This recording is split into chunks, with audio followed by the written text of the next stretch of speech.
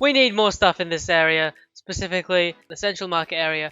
Last episode we did build up this like little farmer's hut thing, but if I fly out with free cam, it is still looking very empty, especially down here compared to some of the other places that we've got around the place. Welcome back to Building with Cubecly. I've got a plan for a stonemason's build.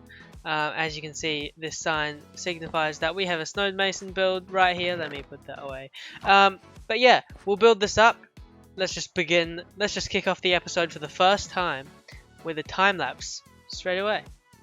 So during this time lapse, I want to go through my build thought process, or at least how I think it works, because I'm not sure. But basically, how I built this building is I started with the stone, because I googled some stonemasons buildings, and they also all had like this front. Most of them, at least, had this front made of like stone. So I decided to go with a really fancy one, because a flat one just looks boring. So I did that, added the roof. I added the details around first because I was using a schematic to build this from my creative world, but in my creative world I built the roof first, built the building, and then added the details around. As you can see, I'm trying to make a bit more sense. There's a bit of stone storage in the corner of the house outside, 3 workstations for the 3 villagers, and a fence around so they can't escape, obviously, and some workstations inside, which I thought were pretty cool. Now, one detail I want to point out is you might have seen me placing down some item frames and placing items in them, and then the item frames just disappear. Well, I'm using a data pack to make it so that I can actually remove the item frame by shift right clicking it with shears. I'll leave the data pack in the description if you want to go check it out. But yeah, that's what it does. That's how I'm getting it. This just looks like random bits of stone all over the place mixed in with some buttons as well. The path is just my standard path gradient, and yeah, so that's it. Yeah, almost this build complete. I just need a few signs. Now, if you didn't know, if you haven't seen yet, so I explained how I was using the invisible item frames there. So let me just show you. If I hold sneak and right click, this item frame will disappear. And yeah, this data pack will be in the description as well, as I said as well. And now I just need to place a sign on top and edit it to say, I don't know if stonemason's 1 word or 2 words, but there you go. There we go. Stonemason is there. Let me grab some dye and then we can make it cool colors. I am running out of glow ink sacks. Need to go get some of those soon. But yeah, so glow ink sack. So we make it glow, and then we make it light grey. I think is the color I had it. But yeah, that should be about it. Let me just go ahead and surround. Whoops. Surround the rest.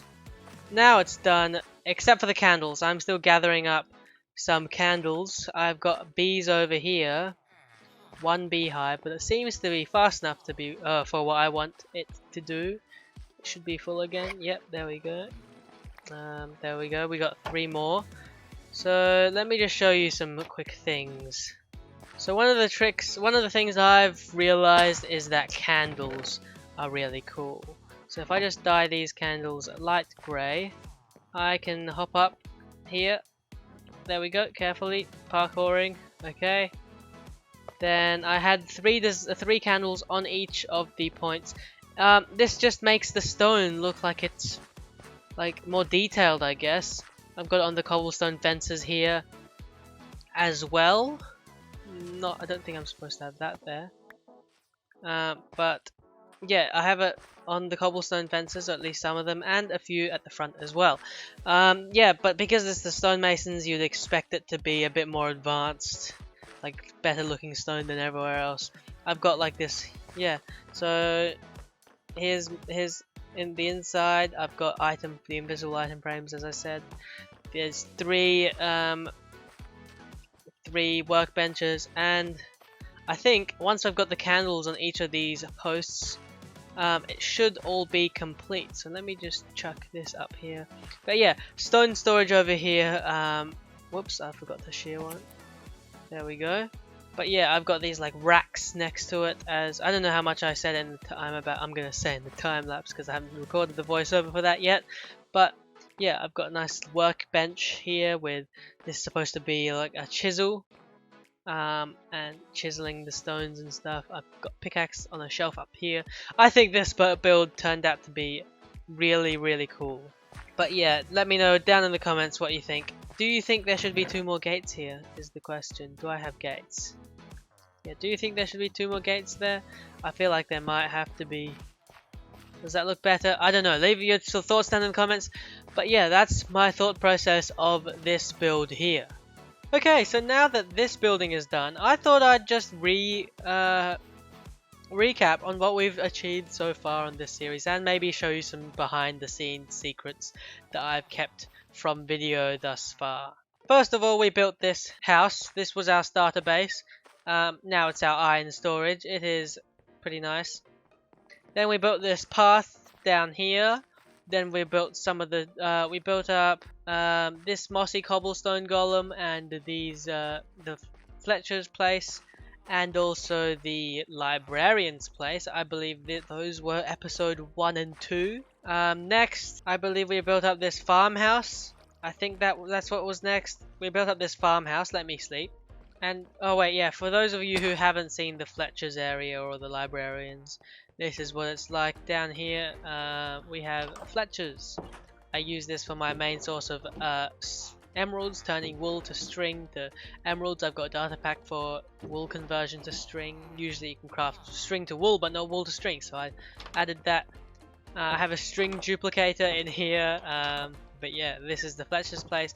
Going through this nice little cave I built, we have a bridge and librarians. These are my librarians. They're in this like magical cave.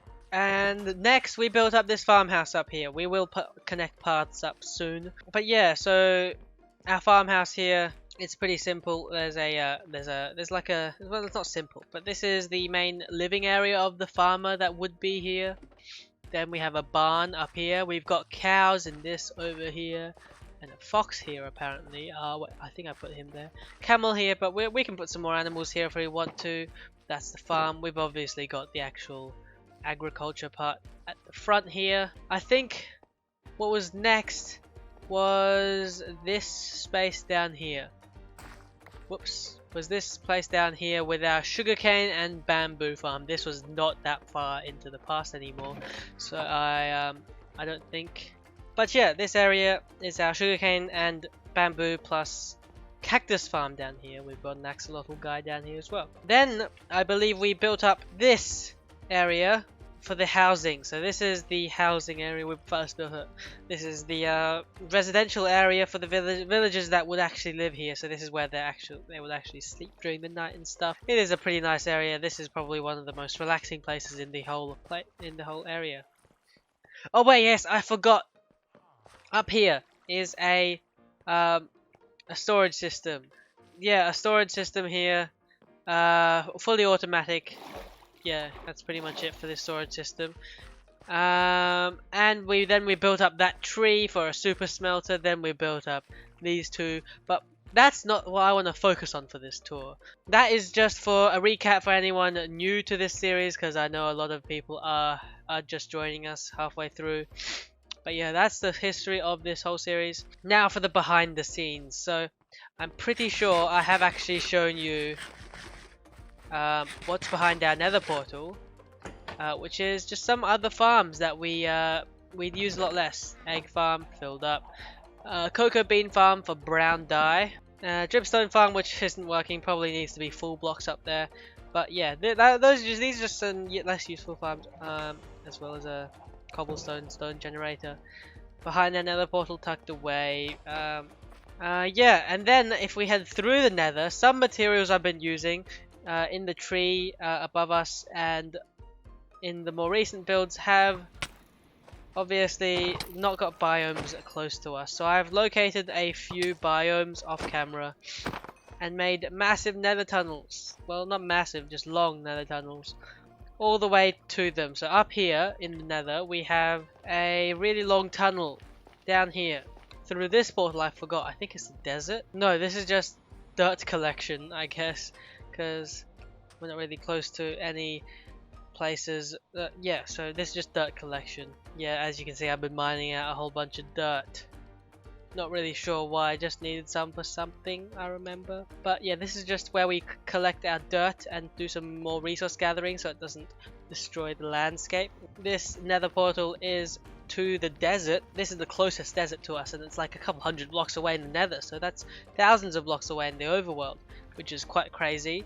Not a great seed, but have to do. Yep, this is a mesa with a desert nearby somewhere. Yep, through this portal is a jungle where I got the cocoa beans, and also a mangrove swamp where I got some roots, mangrove roots, and just mangrove wood, I believe.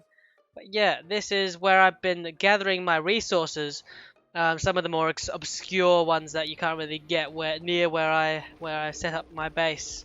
But yeah, that's just some of the behind the scenes. That took a long time to walk up and back. But yeah, that's behind the scenes. I've got also something in this direction. Oh yeah, this is my netherite mine, or the not netherite mine, the quartz mine, but I just so happen to be also mining netherite. But that is just down that hole down there. But yeah, that's just some of the behind the scenes stuff, just to show you a bit more of the world that I'm making the series on. But that might actually have to do it for this episode. Did I say the end of the episode? Oh, well, I changed my mind.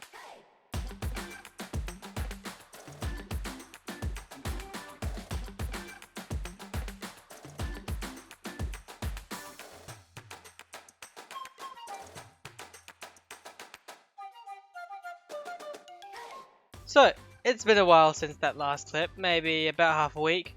I've been working on a video that won't be uploaded, unfortunately. I do have a short that is on my channel if you want to watch it. Yeah, I built a pipe right there behind me, right over my shoulder, right there. But if I go in and let's take a look at it. Here it is. It looks so much better than the old pipe. It looks incredible. Yeah, so the only problem with this is that items will now not fly upwards. They get spat out of this bubble column and then fly through the air up to that water. Okay, let's see. So, bamboo's making its way up. What will happen is that it will fly through the air up this bit. Let me see if we can see it again. More should be coming soon. There we go, up! And along here. Yeah, there we go. So, the items will then follow this path all the way along. Can I get up? The items will come along here, follow this path all the way along through here. Look how cool this looks. It looks so much better. It's like the idea is another log, a dead tree. They used another one to do it to make this this pipe here. Continues all along here again. I made this part look cooler as well, and it goes underground for the rest of the part. But that looks so much better. I've got a little tower there, lanterns all over the place to keep it lit up so no mobs will spawn. And yeah, but if you look around, we don't actually have that much to do. So we've got this a few empty spots in the market, a few empty spots over there in the housing district or the housing area. We've got this space. If we come down here, we've got this space back here to fill in, and then we just got details everywhere, like finishing up bits. But yeah, that is actually it. I don't think we have any more job villages up there. We have these guys down here. It's all looking very, very nice. This place is actually almost complete. Now that's going to be the end of this episode. If you enjoyed, subscribe, and I'll see you next time.